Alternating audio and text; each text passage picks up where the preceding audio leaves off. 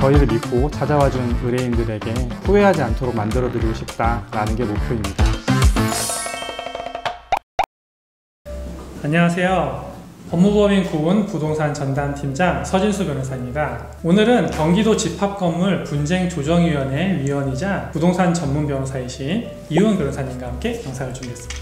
네, 안녕하세요. 이호영 변호사입니다. 오늘도 이렇게 이호영 변호사님과 함께 영상을 준비했는데, 오늘 주제는 이 집합건물 관리업체와 어떤 갈등 상황이 발생하고 그럴 때는 어떻게 대처를 해야 되는지에 대해서 이야기를 나눠보려고 합니다. 일단은 집합건물 신축 초기에 통상 건물 관리가 어떻게 이루어지는지 이 부분부터 좀 알아야 될 것 같은데요. 이 부분을 좀 설명해 주시겠어요? 일단은 입주를 해보시면 이미 어떤 관리업체가 건물을 관리하고 있을 겁니다. 이거는 집합건물법상 시행사는 분양자를 말합니다. 분양자는 관리단이 관리를 시작하기 전까지 한시적으로 건물을 관리하게 규정하고 있기 때문에 보통 이제 분양자들이 직접 자체적으로 자치관리도 할 수 있지만, 보통은 위탁관리를 해서 위탁업체와 위탁 계약을 체결을 하고 그렇게 관리를 하고 있기 때문에 최초에 들어가 보시면은 아마 시행사가 또는 분양자가 위탁계약을 체결한 해당 업체가 건물을 관리하고 있을 겁니다. 그럼 결국에는 구분 소유자들이 관리단 구성해서 뭔가 관리 업무를 개시하거나 하기 전까지 이 공백이 생길 수 있으니까 이 시행사나 분양자 쪽에서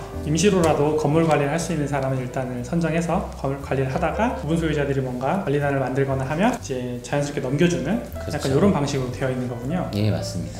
그러면 구분 소유자들이 관리단을 통해서 관리를 시작하면 기존 관리업체의 권한은 그럼 어떻게 정리가 되는 건가요? 예, 사실 이 부분이 항상 다툼이 많이 되는 부분입니다. 왜냐면은 어떤 회사가 건물을 관리하느냐에 대해서 많은 이권이 개입되어 그렇죠. 있기 마련인데요. 그렇기 때문에 이걸 가지고서 이제 관리권을 서로 이양을 해라, 아니다 내가 관리할 권한이 있다, 이런 다툼이 많이 있었는데, 최근에 여기에 대해서 정면으로 판시한 판례가 하나 나와서 소개를 하면서 말씀을 드리겠습니다. 이 사건도 이제 기존 시행사가 선정한 관리업체가 관리를 하고 있었어요.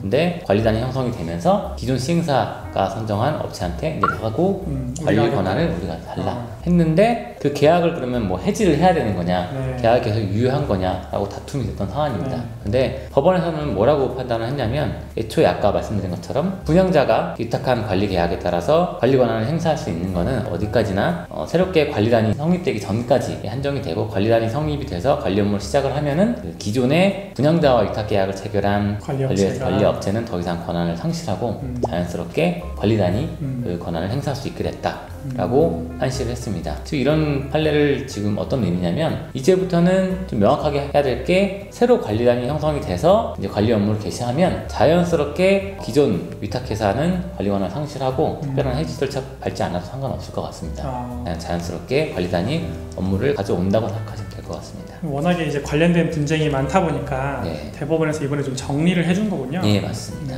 그럼 이제 보통 분양계약서에 이 최초 분양사가 선정한 관리업체가 몇 년 동안 관리하도록 한다, 이런 식으로 좀 약정을 하는 걸로 알고 있는데, 그럼 이렇게 몇 년 동안 약속을 다 해놨는데 갑자기 관리단이 설립이 되면 이 기존 관리업체는 지금 뭐 어떻게 되는 건가요? 이게 바꿀 수 없는 건가요? 그동안 이제 관행적으로 많이 해왔던 부분이 분양계약서에 이제 특정 관리업체가 최초 몇 년간 관리할 수 있도록 적어서 동의를 받아버리는 것이었습니다. 사실 이렇게 해버리면은 구분 소유자들은 최초에 몇 년 동안은 어떻게 하지도 못하고 해당 관리업체에 묶여버리는 상황이 발생했었는데, 이번 판결에서는 이것마저 이제 부장을 했습니다. 이 사안에서도 마찬가지로 분양계약서에 입주 지정일 이후에 뭐 특정 개발회사가 지정한 관리 주체가 5년간은 관리 운영한다 라는 계약이 있었어요. 그러다 보니까 기존 업체가 우리는 계약서에 다 동의 받았다 라고 이제 안 나가고 버텼던 건데, 법원은 이것도 법문에 좀 반하는 계약이기 때문에 그런 약정이 있다고 하더라도 그런 계약은 위탁회사랑 시행사가 체결한 계약이지, 즉 분양자랑 체결한 계약이지 구분 소유자들이랑 체결한 계약이 아니기 때문에 자연스럽게 그 5년간 효력을 유지할 수 있다는 것이 아니라 관리 권한은 상실된다 라고 판시했습니다. 이 부분도 뭐 결국에는 대법원이 정리를 해준 거군요. 예전에는 관리인들이 관리단을 대표해서 이 관리업체를 마음대로 선정하거나 막 바꾸거나 막 이런 모습도 좀 많았던 것 같은데, 그럼 이렇게 관리인이 좀 단독으로 선정한 관리업체, 그럼 이것도 좀 유효한 건가요? 예, 말씀하신 것처럼 예전에는 관리인이 좀 막강한 권한을 가지고 있었습니다. 이제 뭐 공용 부분 관리, 뭐 변경, 전부 다 관리인 단독으로 할 수 있었는데요. 법이 최근에 개정이 되면서 관리인은 이제 공용부문의 관리나 변경, 즉 업체 변경 같은 행위에 대해서는 단독으로 할 수 있는 게 아니라 관리인 집회에서 결의하는 것을 집행하는 것만 가능하게 됐습니다. 그렇기 때문에 관리단 집회 결의에 의해서 관리업체 변경하는 것을 결의를 하면 거기에 따라서 관리인이 관리업체를 변경할 수 있는 것이지, 기존처럼 이렇게 관리인이 자기 입맛대로 관리업체를 변경하게 되면은 이것은 이제 더 이상 효력을 인정받기 어렵게 됐습니다. 결국에는 이제 관리인이 너무 독단적으로 좀 이렇게 행동하는 거나 이런 거에 대해서는 어느 정도 좀 제동을 거는 형태로 개정이 된 거군요. 또 오늘 이렇게 또 이효영 변호사님과 함께 이 관리업체에서 발생하는 여러 가지 그 분쟁의 모습과 그 대처 방법들에 대해서 좀 이야기 나눠봤는데, 아마 이 영상이 또 많은 분들한테 도움이 되셨을 것 같습니다. 근데 또 혹시 영상 보시고도 또 추가로 궁금한 점이 있으시거나 하시다면 저희 법무법인 고은으로 연락을 주시면 저희가 도와드리도록 하겠습니다. 다음에도 집합 건물에서 일어나는 좀 다양한 분쟁들로 찾아뵙도록 하고, 이상 서진수 변호사의 상담실로였습니다.